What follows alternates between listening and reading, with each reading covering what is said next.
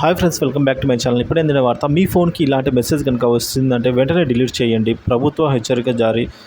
పూర్తి వీడియో తెలుసుకునే ముందు వీడియోకి ఒక లైక్ చేయండి. దేశంలోని కోట్లాది మంది గ్రామీణ పట్టణ ప్రజలు ఎన్ని బ్యాంకింగ్ సంస్థలు వచ్చినా ఇప్పటికీ వారు నమ్మేది పోస్టల్ సర్వీసులనే. వారు తమ గ్రామాల్లోనే వీటిని డబ్బులను పొదుపు చేసుకోవడం నుంచి ఇన్సూరెన్స్ వంటి సేవల వరకు వీటి నుంచి పొందుతున్నారు. అయితే ఈసారి స్కామర్లు పోస్టల్ వినియోగదారులను టార్గెట్ చేయడం చాలామంది అయితే దీంతో నష్టపోతున్నారని తెలిసిందండి. దీనిని అరికట్టేందుకు కేంద్ర ప్రభుత్వం ఇప్పుడు రంగంలోకి దిగింది. ఎవరైతే మోసగాళ్ళు ఇప్పటికే దేశంలో అనేక కొత్త పద్ధతులను వినియోగించి ప్రజల నుండి బురిడీ కొట్టిస్తున్నారండి. ఈ క్రమంలోనే ఇప్పటికే అనేక ప్రభుత్వ సంస్థల పేర్లను ఉపయోగిస్తూ మోసాలకు పాల్పడుతున్నారు. అయితే తాజాగా వీరు ఇండియా పోస్టల్ పేరును పెద్ద స్థాయిలో అయితే మోసాలకు వినియోగించడం వెలుగులోకి వచ్చింది.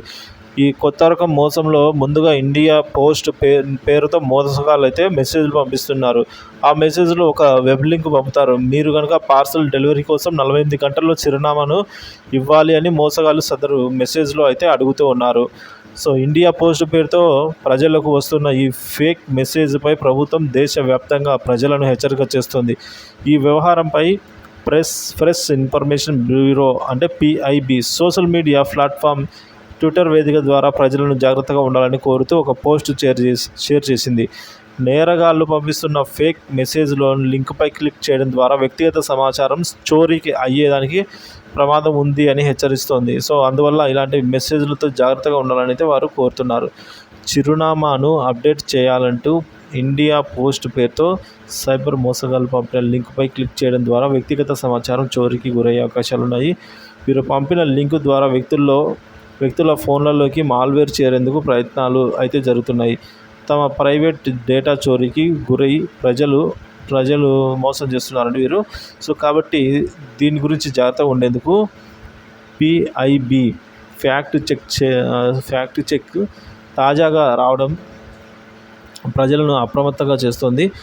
ఇండియా పోస్ట్ ఇలాంటి సందేశాలను కస్టమర్లకు పంపొద్దని PIB వెల్లడించింది. ఎవరైనా మెసేజ్లు కనుక ఇలాంటివి అందుకున్నట్లయితే ఆ లింక్పై క్లిక్ చేయొద్దు. ఆ మెసేజ్లను వెంటనే డిలీట్ చేయాలని PIB మేరకు కోరడం జరిగింది.